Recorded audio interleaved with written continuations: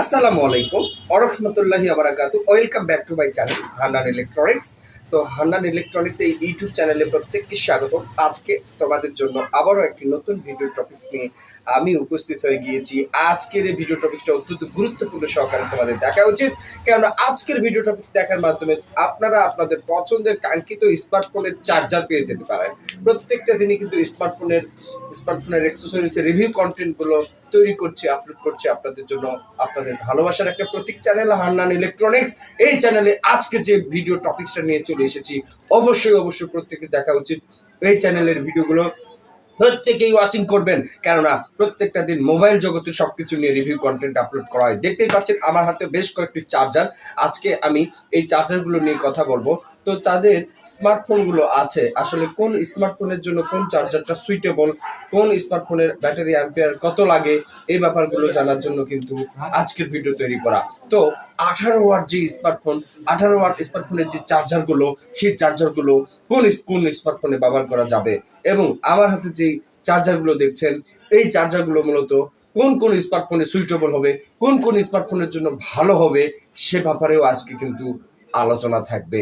তো যারা মূলত Redmi, Realme, Oppo, Vivo, Samsung ব্যবহার করো, এই সমস্ত সেটগুলোতে কিন্তু টাইপ সি চার্জার দেওয়া থাকে। কিন্তু আজকে আমি যে বিষয়টা নিয়ে আলোচনা করতে চাচ্ছি, যে কোন কোন স্মার্টফোনের কোন মডেলগুলোতে এই চার্জার ব্যবহার করতে পারবেন, এই ব্যাপার নিয়েই আলোচনা।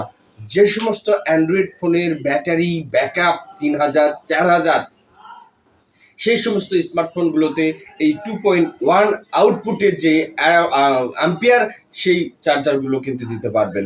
যে সমস্ত স্মার্টফোনের, বুঝবেন আমার কথাগুলো, 3000 অ্যাম্পিয়ার, 4000 অ্যাম্পিয়ার বা 3500 অ্যাম্পিয়ারের যে স্মার্টফোনগুলো, সেইগুলোতে কিন্তু আপনারা এই চার্জার ব্যবহার করতে পারবেন। অথচ ইনফিনিক্সের 6000 ব্যাটারির স্মার্টফোনগুলোতে কিন্তু এই চার্জারগুলো কিন্তু ব্যবহার করতে পারবেন না, কারণ চার্জ কিন্তু অত্যন্ত দ্রুত গতিতে কিন্তু উঠবে না, ব্যাকআপ আপ করতে পারবে না। কেননা এটা চার্জারের ব্যাটারি এবং ওয়াটের যে ক্ষমতা বা ব্যাটারি অ্যাম্পিয়ারের যে রেজুলেশন, তার উপর ভিত্তি করে কিন্তু চার্জার নির্বাচন করা উচিত। আমরা কিন্তু শুধু চার্জার হইলেই হইলো এরকম কথা কিন্তু বিশ্বাস করি এবং চার্জার ক্রয় করি। দেখেন যে সারাটি রাত্রি মোবাইল ফোন চার্জে লাগিয়ে রাখার পরও চার্জ উঠছে না। কেন উঠছে না? অবশ্যই তার ব্যাটারি অ্যাম্পিয়ার এবং ওয়াট অ্যাডাপ্টার এবং তার পাওয়ারের সাথে কিন্তু মিলছে না। এই জন্য ওই স্মার্টফোনটিতে চার্জ ফুল আপ হচ্ছে না। অনেক স্মার্টফোন আছে অল্প সময় 40 মিনিট 45 মিনিট চার্জে লাগিয়ে রাখলে কিন্তু 100% হয়ে যায়। বন্ধুরা, ঠিক কিনা কথা বলেন?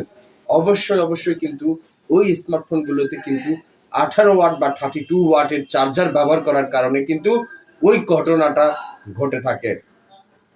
অথচ দেখেন, সারা রাত্রি অনেক ফোন আছে চার্জে লাগিয়ে রাখেও কিন্তু সেটা চার্জ 100% হচ্ছে না। কেন হচ্ছে না জানেন? ওই ওয়াটের সাথে ব্যাটারি পাওয়ারের সাথে কিন্তু অ্যাডজাস্ট হচ্ছে না, এই জন্য কিন্তু হচ্ছে না। তো তোমাদের জন্য আমার একটাই পরামর্শ থাকবে, যে সমস্ত স্মার্টফোনগুলোতে ব্যাটারি ব্যাকআপ 3000, 4000 আছে, সেই সমস্ত স্মার্টফোনগুলোতে 2.1-এর যে আউটপুট আছে, এই চার্জারগুলো কিন্তু আপনারা দিতে পারবেন। এবং 5000 এবং 6000 অ্যাম্পিয়ারের যে চার্জারগুলো আছে, স্মার্টফোনগুলো আছে, সেগুলোতে আপনারা 18 ওয়াট, 32 ওয়াট, 15 ওয়াট এগুলো কিন্তু দিলে অনায়াসে কিন্তু চার্জ ব্যাকআপ ফুল করতে পারবেন। তো আমার আজকের ভিডিওটি কতটা গুরুত্বপূর্ণ আপনারাই আমাকে কমেন্ট বক্সে জানাবেন। আপনারা স্মার্টফোন ব্যবহার করেন, বাট স্মার্টফোনের জন্য কোন চার্জারটা সুইটেবল, কোন চার্জারটা ব্যবহার করলে ভালো হবে, আপনারা কিন্তু জানতেন না। আজকের ভিডিও থেকে অবশ্যই আপনারা ক্লিয়ার হতে পেরেছেন। আশা করি এই ধরনের বিভিন্ন রকমের প্রশ্নের প্রত্যুত্তর নিয়ে প্রতিদিন আমি ভিডিও তৈরি করব।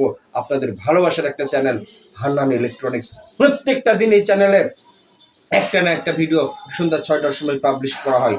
ভালোবাসার একটা চ্যানেল। আমার এই চ্যানেলটাকে প্রত্যেকে যারা এখনো সাবস্ক্রাইব করেনি, সাবস্ক্রাইব করবে।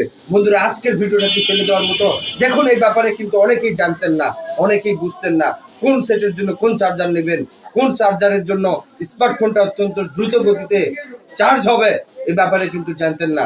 আজকের ভিডিও থেকে কিন্তু ক্লিয়ার হয়ে যাওয়ার কথা। আজকের ভিডিওটি অত্যন্ত গুরুত্বপূর্ণ।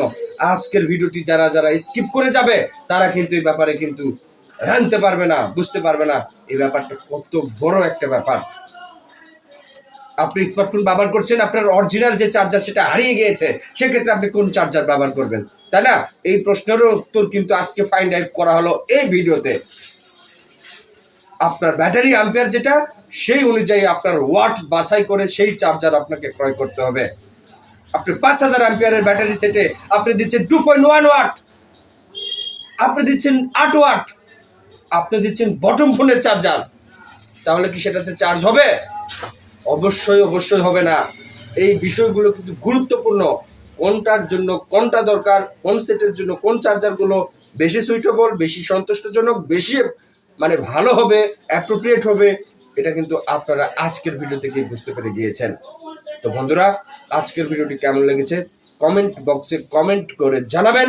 আর এখন পর্যন্ত এই চ্যানেলটিকে যারা সাপোর্ট করতে পারেনি, সাপোর্ট করে বেল আইকনটি বাজিয়ে দেন, যাতে সবার প্রথমে ভিডিও ছাড়ার সাথে সাথে আপনাদের মোবাইল স্ক্রিনে সেটা চলে যায়।